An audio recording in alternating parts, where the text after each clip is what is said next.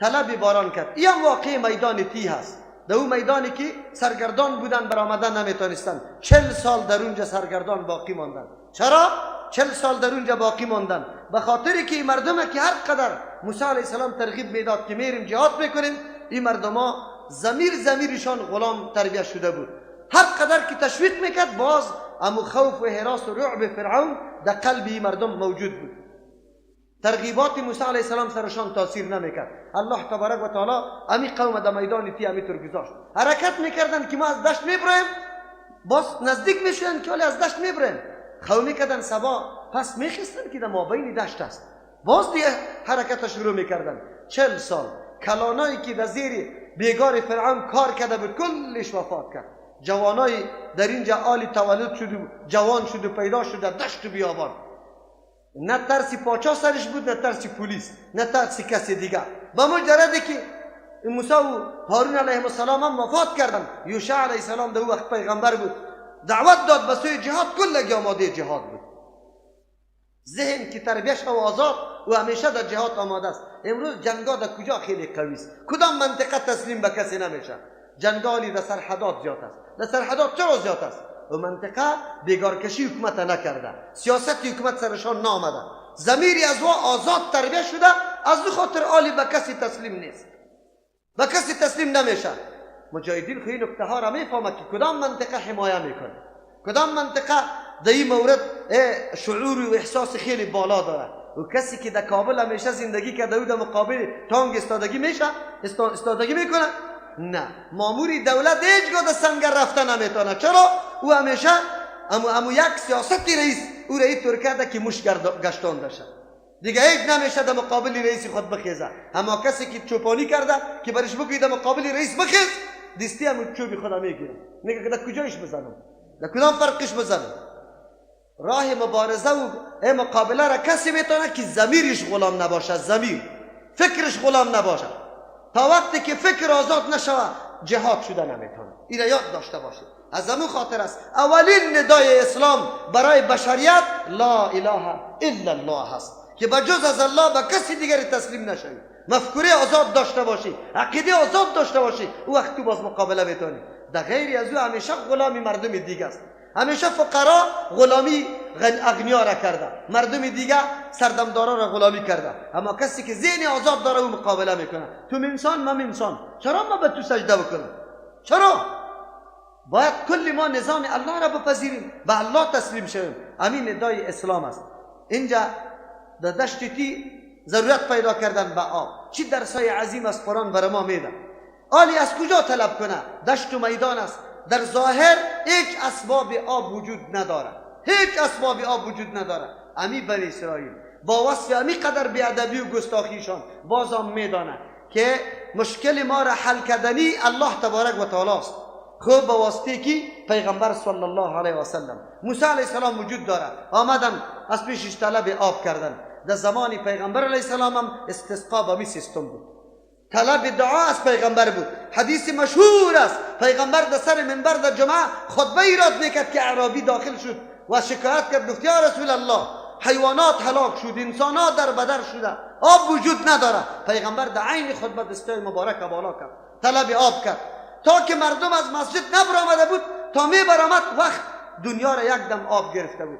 یک هفته باران شد. امو اعرابی در بعضی روایت ها همینطور آمده، پس داخل میشه، باز به پیغمبر سوال میکنه که یا رسول الله مردم تنگ آمد از باران. پیغمبر باز دعا کرده و دعا میکرده که علی الاودیه والاکام، یا الله در دشتا و در تپه ها الله تو باران نببار. صحابی خودش در می حدیث میگه که ما از نماز فارغ نشده بودیم، دیدیم که ابرا قاش شده، هفته و از پیشش معلوم شد. استسقا زمو خاطر امام ابو حنیفه رحمت الله علیه حتی که قائل به نماز استسقا نیست، اما در حدیث نماز استسقا ثابت شده، ولی قول امام صاحب قابل اعتبار نیست. حدیث پیغمبر که ثابت شد، شاگردایش مخالفت امام کرده. ببینه و جناب حنفی صاحب بیا برام، ولی برای من چه جواب میگی؟ استاد میگه امام ابو حنیفه رحمت الله نماز نیست، شاگردایش میگه نماز است. قولی کدامش میگیری؟ اگر تو قول استاد اعلام میکنی از شاگردان میگی بیادبی کردی. تو خو میگی که امام اعظم است، از او کده دیگه بالا نیست، چرا علی قول شاگردایش میگی؟ نه، اگر بگوی که قول شاگردایش به خاطر از این میگیرم که موافق حدیث است، من دیگه دعوا ندارم. من امیره براتان میگم که هر سخن موافق حدیث بود امور عمل میکن. هزار کس کی بود، اگر از امام ابو حنیفه بود، اگر از امام شافعی، اگر از امام ابو یوسف بود، اگر از احمد حنبل، اگر از امام اوزاعی بود، اگر از امام ثوری، هزار کس کی بود که موافق حدیث پیغمبر بود امیره میگیریم. دعوای ما خود دیگه چیز نیست. تو چی میگی در این مورد؟ از امون خاطر طلب باران هم به نماز شده، اکثر اوقات به دعاها شده. زمانی که پیغمبر وفات کرده منطقه قحط سالی آمده، عمر رضی الله عنه پیش کی میره؟ بگه عباس رضی الله عنه. برش همینطور میگه که ما در زمان پیغمبر وقتی مبتلا به قحط سالی میشدیم پیش پیغمبر می آمدیم، پیغمبر دعا میکرد باران میشد. آلی تو به پیغمبر خیلی نزدیک هستی، کاکای پیغمبر هستی، دعا بکن. بدبختا برای توسل به ذوات فاضله این حدیث دلیل میاره، میگه سیکو اونجا از عباس رضی الله عنه طلب شده. عباس رضی الله عنه آدم زنده است، طلب دعا شده. طلب دعا از آدم زنده وسیله شرعی است. من برای تو میگم مر از دعا فراموش نکن. تو آدم زنده استی، دعا میکنی. اگر توسل به ذوات جایز می بود، ذات پیغمبر خیلی بگه شرافت و منزلت و مرتبه داره، یا عباس رضی الله عنه ذات پیغمبر. عمر رضی الله عنه قرار در خانه خود میشست، دستای خود بالا میکرد، تو وارد دعای بدعی میکرد که یا الله بروی پیغمبر، یا الله به برکت پیغمبر، یا الله به مرتبه پیغمبر سر ما باران بکن. چرا بی کار نکرده؟ این خود این حدیث دلیل بالای توسته. تو اصلا معنا و مفهوم حدیث نمیفهمی. اگر مفهوم حدیث بفهمی تو درک میکنی که طلب باران چه قسم است، توسل به ذوات جایز است یا نیست. اگر جایز می بود عمر رضی الله عنه پیشی عباس رضی الله عنه نمیرفت، طلب باران نمیکرد. در شریعت سابقا قوم موسی علیه السلام پیش کی آمده؟ موسی علیه السلام آمده و خود دمو دشت دست بالا نکرده. این تو نگفته که یا الله بروی موسی علیه السلام که پیغمبریت است، در بین ما موجود است، تو باران سر ما بیار، آب بر ما پیدا کن. کرده میتور دعا؟ نکرده. قوم آمده به موسی علیه السلام، موسی علیه السلام زنده است و موسی علیه السلام دعا کرده. ای مسلمان، آیات قرآن بری تو درس میده، حدیث پیغمبر درس میده، ولی بازم پای سر نمی آیت و حدیث میمانی و میگی مردم دعوت به شرک میدی. دعایت یک دم دعاهای بدعی است. تو در یک دعای پیغمبر برای ما ثابت کو که پیغمبر گفته باشه که یا الله بروی ابراهیم خلیل الله، یا الله بروی موسی علیه السلام. همین قدر قرآن کریم پر از دعاست. دعای پیغمبرها است، دعای تابع دارای پیغمبر است. در یکی شما پیدا کنی که بروی به منزلت و به برکت باشه، پیدا کنید دمی دعاهای قرآن کریم. این قرآن برای تعلیم ما هست یا نیست؟ ما باید همه چیز از قرآن یاد بگیریم. در کدام دعا همین چیزا را پیدا میتونی؟ او مسلمان، چرا راه غلطه به مردم نشان میدی؟ مردم دعوت میدی به قبر پرستی. چرا؟ وسیله گرفت. ما خود در قبر نمیریم، از پیش مستقیم طلب نمیکنیم، وسیله میگیریم. خود تو وسیله گرفت و نفر دیگر جاهل است و از عین قبر طلب میکنه. به هزاران نفر از قبر طلب نمیکنه. راستتان بگه آلوچک ننداخته؟ در مابین آلوچک همونجا سنگک نخوانده، شور نمیده که ای قبر آمده اولاد بده، بچه بده. همینطور میگه. ای از دست تو ملاسته. در روز قیامت به الله جواب میده که ما میگیم بیای از الله سوال کنیم، او تو مردم دعوت میدی به قبر پرستی، نعوذ بالله که از قبر سوال کنیم، باز به الله جواب میده. قابل یادآوری است در آن وقتی که طلب باران کرد موسی علیه السلام، خودش توان داره که باران بکنه، آب پیدا بکنه. لقومی، برای قومی خود. الله میفرماید فقلنا، ما گفتیم یضرب. معجزه به اختیار کیست؟ الله. کی صادر میکنه؟ موسی علیه السلام میتونست که آلی آب برشان پیدا کنه تا کی توجه به الله نکرده و الله فرمان نداده باشه. فقلنا ضرب، ما گفتیم بزن بعصاک، به امرای همسای خود، عصای خود، الحجر، سنگ. مراد از عصا همون عصای است که در یک وقت اژدها میشه. الله تبارک و تعالی معجزه موسی علیه السلام گشتانده بود. در موقع ضرورت در بحر میزدونه، بحر پاره شد با فرمان کی؟ الله. اونجا در میدان مینداخت، اژدها شد. به فرمان کی؟ به فرمان الله یا با فرمان الله؟ با فرمان الله. خود نه. یکی حجر کدام سنگ است؟ میگه همون سنگ است که موسی علیه السلام کالای خود سرش مانده بود، بازو فرار کرد. موسی علیه السلام از پشت سرش دوید، حتی قطع عصام زده بود. امو اثرات زدن عصای موسی علیه السلام هم دوست زد بوده. این حدیث در بخاری هم ذکر شده. این بالکل درست است. یک کسی یک روز اینجا آورده بود، خب اونجا چیستا مچم گریان و چی کرده بود که نفر دزدی کرد کالایش. این گپ غلط است. نه سری سنگ کالای خود مانده بود، غسل میکرد، اما سنگ یک دفعه در حرکت شد و موسی علیه السلام از پشتش رفته بود.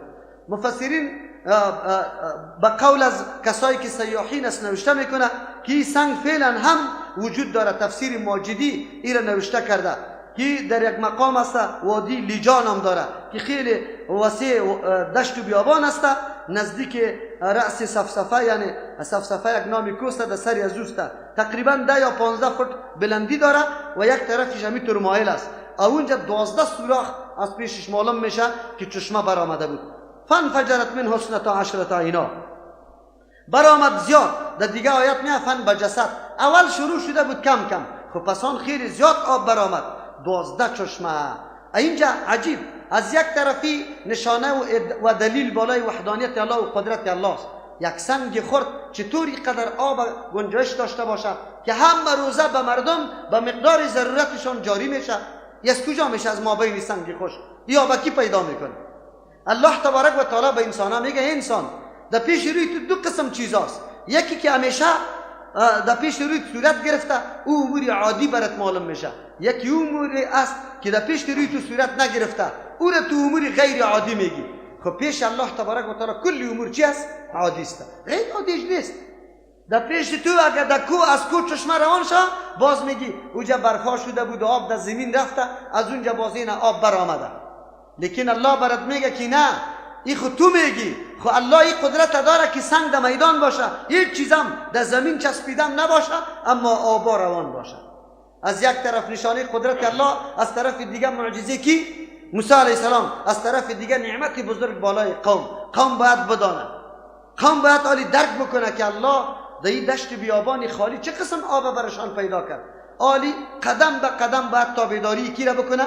موسی علیه السلام بکنه. اما قوم طور نیست، 12 چشمه روان شد. چرا 12 روان شد؟ 12 قوم بود. این را امور انتظامی میگه. قومیت یا چیست لحاظ قومداری در بسا امور ضروری است و باید شوه و در بسا امور باید ضروری نیست. در بسا امور کدام است؟ اگر ما یک چیزی آمده تقسیم میشه، باید به قوم حواله بکنیم. روزا معلوم شوه، ساعتا معلوم شوه، نه وقت مردم ضایع شوه، نه کشمکش و جنجال شوه و نه ازدحام شوه که مردم تکلیف ببینن. از امو خاطر است این را امور انتظامی میگه. در امور انتظامی لحاظ قومیت بالکل مطلوب است. حتی در مسائل سنگر جهاد اگر هر قوم علیحده سنگر میدی، این بسیار رول مهم داره. چرا هر قوم میگه که از قوم دیگه که چی بکنه شما سبقت بجوید. در این طور جاها انتظام میه، معلومات حاصل میشه، غیر حاضر و حاضر معلوم میشه، در اینجا ازدحام نمیه، وقت جای نمیشه. در این طور جاها مسئله قومداری یا صنف بندی این کلش مطلوب است، اسلامی را رد نمیکنه. اما در مسئله که مقابله شروع میشه، که کار انجام میدی، حکم الله را انجام میدی، اگر قومت باشه انجام میدی، اگر نباشه صدقه در وقت میکنی که در تنظیمت باشه. اگر در تنظیم باشه صدقه میکنی، اگر در تنظیم نباشه باز صدقه در حالی که شده میتون از تنظیم تو کرده یا کسی دیگه خوب فعالیت دینه بکنه، خدمت دینه بکنه. اینی طور کارا باز مسئله تنظیم و قوم نعوذ بالله باز او چیسته؟ بدگویی است. پیغمبر برش ممتن نگفته.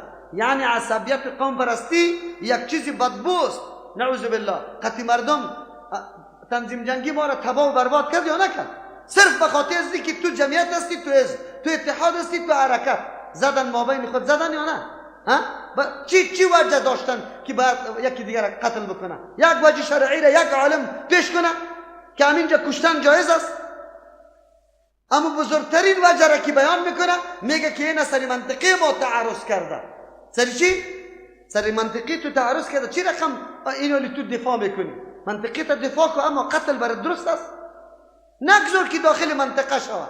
بله اگر در خانه تا آمد باز تو مقابله بکن. اونجا خود تو صرف به این خاطر که میری برای کمک این منطقه ازواست، از او خاطر اگر جمعیت سرش حمله میکنه ما میریم دفاع از او میکنیم. چرا دفاع از او میکنیم؟ چی گپ است؟ چی اردویتان میخوایی؟ کدام وجه است؟ نیست. اینی را مردم میگه نعوذ بالله یک دم بدگویی، اینه میره مردم میگه بیدینی. امروز کلی گپای ما سری تعصب عصبیت روان است. مقصد که در کدام تنظیم هستی مصرف میکنی، خرج میکنی. خدا تنظیم دیگه که مردم از گشنگی هم میموره، یک قطره آب هم دهنش نمیچقانی. این انفاق فی سبیل الله نیست، این جهاد فی سبیل الله نیست، این کار برای فی سبیل الله نیست. فی سبیل الله هر کس که محتاج است، ضرورت داره، تو باید قطعش کمک بکنی. این گپ نیست. در اینجا انتظام به خاطر ازی بود که وقت ضایع نشود. چشمه معلوم بود، ارقام در چشمه خود برابر استاد میشد، قطار مزاحمتا نبود. حالی هم بود طور است. در یک بمبه اگر در 3-4 کوچه یک بمبه موجود باشه چقدر خوب میشه. همین مردم بین خود جمع شود که اینی کوچه 2 ساعت بری کوچه، این 2 ساعت بری کوچه، ساعت ها معلوم باشه مو یک کوچه مردم بیا. اگر ساعت معلوم نباشه 1004 کوچه مردم آمده، او بشکه از او را تیلا میکنه، او بشکه از او را. نفاق، جنجال، جنگ همه گپا میشن. نه، تقسیمات شد. حالی که دولت یک چیزی را تقسیم میکنه، مثلا به طوری یک مثال براتون میگم، چیسته برای حج. حالا چقدر خوب موضوع بود، کلگی داخله بگیره، باز قرعه کشی شد و هیچ کس در این مورد چی نداره، گله نداره. بس تمام ناما گردوت میشه. بعد از یک نام برآمد الله مو را نمیگیره. اگر وفاتم بکنه عذر برش پیدا شده که پیشکش نبرآمده، الله نمیگیره شه. اما در این وطن ما تا چه اندازه را بدبختی هاست که هر کس اول داخله کرد. اول داخله شما باور بالله بکنی 1 بجه شو مردم در ریاستای حج شو بسترها را برده بود، در اونجا رفته بودن، جنگا شد، قتلا شد. چرا شوه؟ ما ببینیم این نظام دولتی ماست.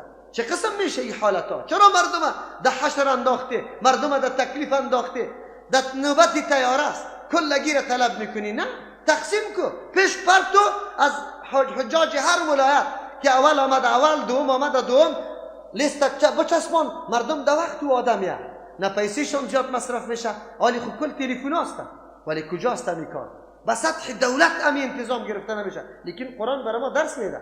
حتی در یک دشت که آب میبره، الله تبارک و تعالی از یک سنگ 12 چشمه را میکشه، به خاطر که ازدحام نشوه، وقت ضایع نشوه. هر کس قد علم کل اناس مشربهم، هر کس هم جای آبخورش خود شناخته باشه، دمو متوجه است، هیچ نزاع و جنجال نمیشه. کلوا و اشربوا من رزق الله، الله تبارک و تعالی میگه ما فرمان دادیم بخوری و بنوشی از رزق الله تبارک و تعالی. در این مورد سر شما کدام پابندی نیست، چرا که الله برای شما پیدا کرده. بله، خوراکا و نوشیدنی ها کلش برای ما پیدا شده، آن چیزی که حلال است الله پابندی سر ما نمیکنه. لیکن امی خوردن و نوشیدن سرچشمه برای فساد نشود.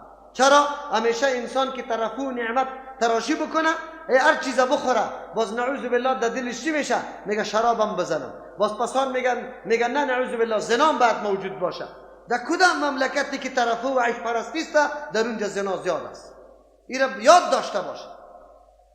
قرآن کریم میگه از خوردن نوشیدن شما را منع نمیکنم. خوردن نوشیدنی که سرچشمه برای فساد نشود، برای فساد نشود. چرا؟ امی خوردن نوشیدن سرچشمه برای فساد میشه. بخوری بنوشی خوب به اندازه، آن چیزی که مورد ضرورت شماست، اضافه ستانی نکنی. نعوذ بالله نفسی آدم تقاضا میکنه خیلی زیاده، پخته میکنی 20 قسم طعام.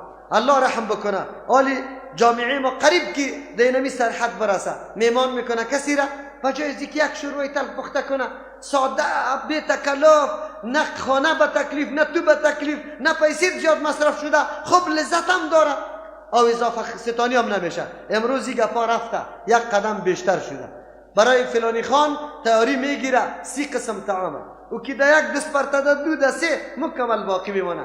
باز یک قدر متکبر میباشه که این طعام باز دوباره دست نمیزنه، میگه این دست خورده شده، او را دشغال دانی میندازه. او روزام براتون گفتم که سبب مریضی مردم هم شده، ولی نمیفهمی که در مقابلم در پالوی میکیسته.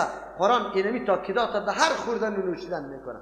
چرا که سبب بدبختی اینمی خوردن و نوشیدن است. هر کس که در بستر ناز نعوذ بالله کلان شود، او باز دیگه هر چیز طلب داره.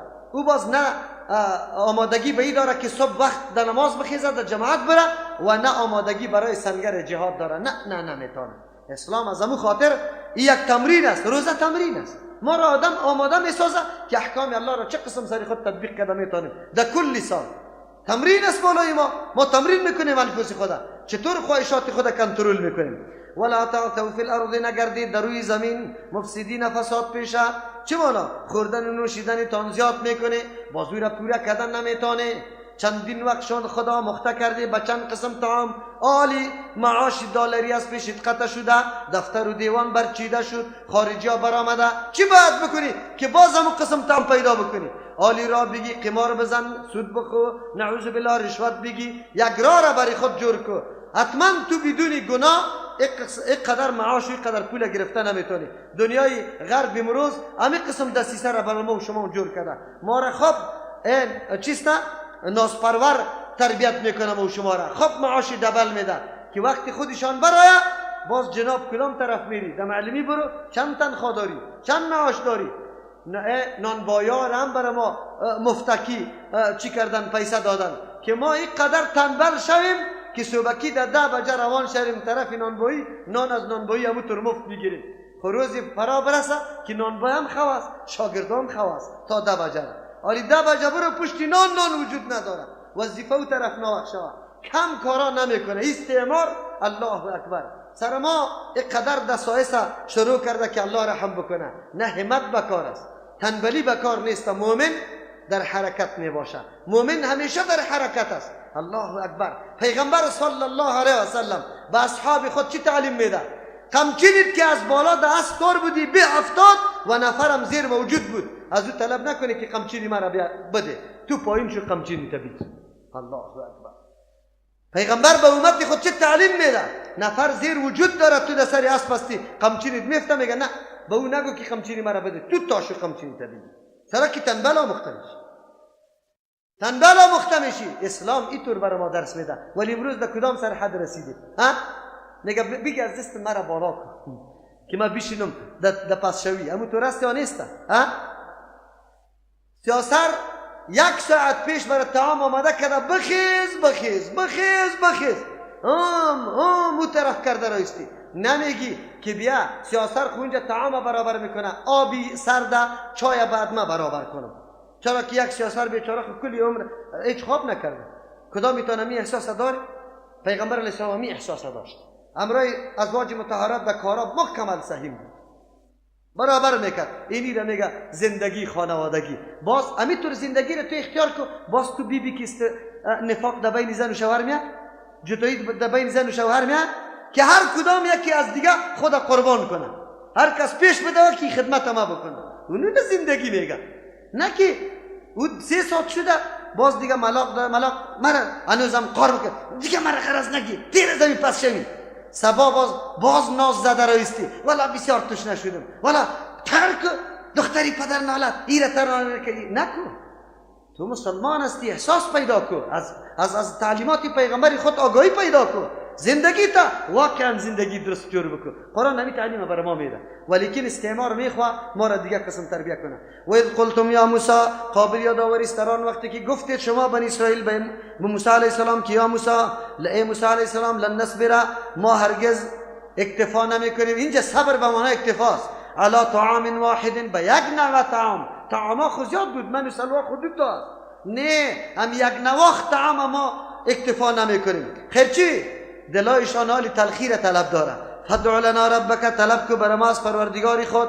میفهمه که دعای موسی علیه السلام قبول شدنی است. موسی علیه السلام زنده است، آمده برش میگه از الله خود طلب بکن. بنی اسرائیل می قدر میفهمه که دهنده کیست؟ یخرج لنا، که بکشه بر ما مما از آن چیزایی که تنبت الارض، که میرویان از زمین، من بقلها، از ترکاری و سبزیجات، و قطاها، بادرنگ و تره، و فومها از سیر، و عدسها از نسک و دال، و بصلها از پیاز و مولی سرخ بلا.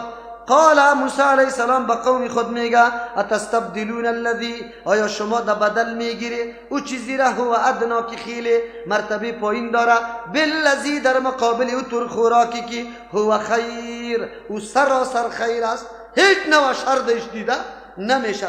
عجیب است تبدیل کردن این طعامی که یک دم خیر است در شر، این خودش گناه است، این خودش گناه است. باز ای هوس بازی خودش گناه است. طلب طعام بد نیست. ما و شما وقتی که شوروا را پخته میکنی سلاطه میگه بکن، الا مرچ بیان، الا این چیزا بکن. این چیزی خوب است. الله در وجود ما همین تقاضاها را گذاشته، همین قوتها را الله در وجود ما گذاشته. پس این قوتها در وجود ما وجود داره و اینمی خواهشاتش است. الله چرا این را بد میگه؟ نه، الله این را بد نمیگه. الله این را بد میگه که وقتی حواس بازی شروع شود، وقتی دنبال یک چیزا بگردیم برای پورا کردن از یا وقتی ما چی میشه؟ ضایع. جهاد چی میشه؟ ترک. فقط دیگه تمام عمر پشت چی؟ بگوی پشت خوش ساختن طعام بگردیم که طعام خوبی شوه و لذت بده. بس در این مصروف مبتلا میشی. مثل در رمضان همیطور است. در رمضان چی میکنه؟ نه در رمضان بجای از اینکه ما بریم نماز شام با جماعت در مسجد بخوانیم و اونجا در مسجد الله نشسته باشیم، انتظار داشته باشیم که شام میشه و مثل پیغمبر صلی الله علیه و سلم واری توسط چند دانه خرما روزی خود افطار بکنیم. روز که میشه از صبح که شروع میکنی که او را یکی در بازار تیر میشی که خوشید میاد شفتالو که او را میگیری که باز ام که باز تربوز که باز خربوزه که باز چکنی و که باز پیکوری جمع کده در گردید شام بگه 20 قسم کرا همونطور 4 تخته نشسته استی میزنی آرخ میکشی باز میخیزی زود کده نول زده نماز میخونی. این روزه چی فایده برات کرد؟